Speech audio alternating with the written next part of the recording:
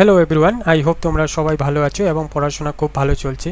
যেহেতু তোমরা অ্যান্সার কি পেয়ে গেছো এবং তোমাদের যেগুলো ডাউট লাগছিল সেগুলো চ্যালেঞ্জও করেছো, তো এবার তোমাদের মনে ডাউট হতে পারে যে কত কাট অফ মার্ক আসতে পারে বা কাট অফ মার্ক কত হতে পারে। তো আমরা এই ইউজিসি এনটিএ নেট জুন 2024-এর যে কাট অফ মার্ক সেটা নিয়ে কথা বলবো। এই যে কাট অফ মার্কগুলোর কথা বলছি, এটা এক্সপার্টের সাথে কথা বলেই অনুমানিক একটা ধরা হয়েছে, মানে এর থেকে 2-3 বা 4-5 কম বেশি হতে পারে, কিন্তু আশা করছি এটাই হবে, কারণ আমরা এক্সপার্টের সাথে প্রত্যেকটা পেপারের এক্সপার্টের সাথে কথা বলে তারপরেই কিন্তু আমরা এই চার্টটা নিয়ে এসেছি। তো দেখো প্রথমেই এখানে দেওয়া আছে subject wise cut off mark হতো এখানে। তো যাই হোক ওটা তোমরা দেখে নিও। ইউজিসি এনটিএ নেট জুন 2024 এখানে সাবজেক্ট দেওয়া আছে, তারপরে এটা ক্যাটাগরি আমরা চারটাই নিয়েছি।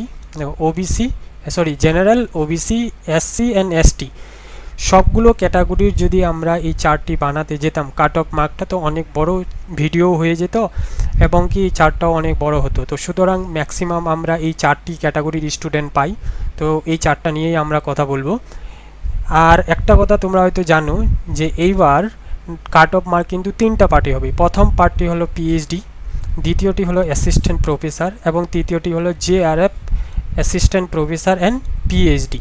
তো দেখো জেনারেলের মধ্যে সাবজেক্ট এটা দেখে নিও, ইকোনমিক্স অ্যান্ড রুরাল ইকোনমিক্স রয়েছে বা কোঅপারেশন রয়েছে। এটার যে জেনারেল নাম্বার, জেনারেলে 125 to 135-এর মধ্যে পিএইচডিতে চান্স আছে, আর অ্যাসিস্ট্যান্ট প্রফেসরের জন্য 140 to 150 এবং জিআরএফ বা অ্যাসিস্ট্যান্ট প্রফেসর অ্যান্ড পিএইচডির জন্য 160 to 175 লাগবে।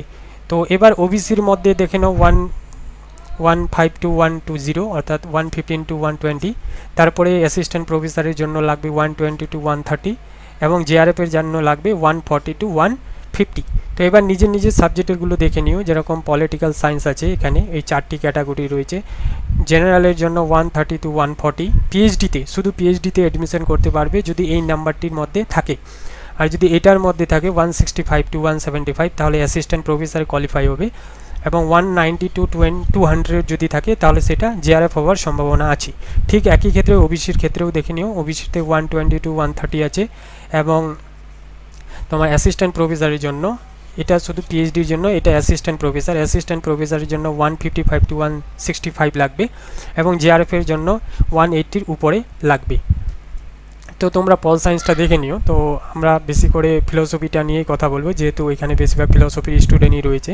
তো ফিলোসফিতে দেখো জেনারেলি পিএইচডির জন্য লাগবে 140 to 150 অর্থাৎ 140টা থেকে 150টার মধ্যে ঠিক হলে আমরা পিএইচডির জন্য এলিজিবিলিটি হব।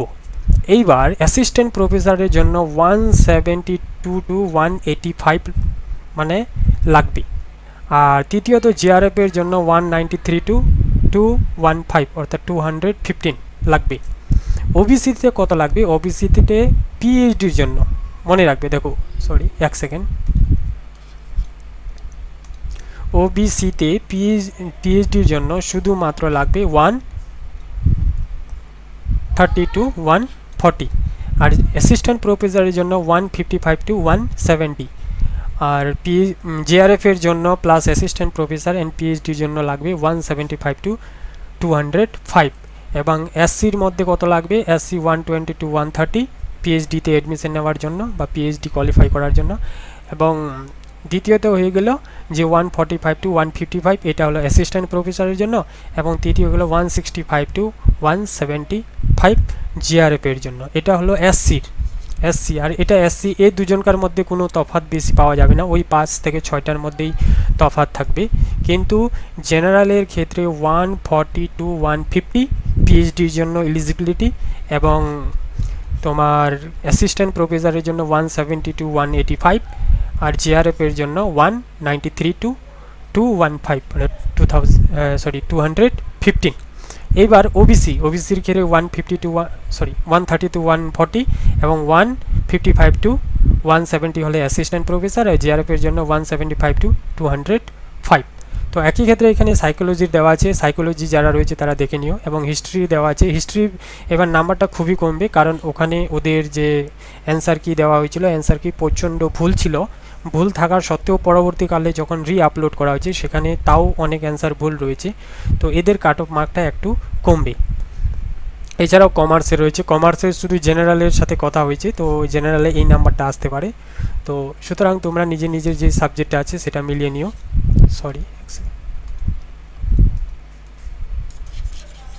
তোমরা ফিলোসফিটা আরেকটু দেখে নিও।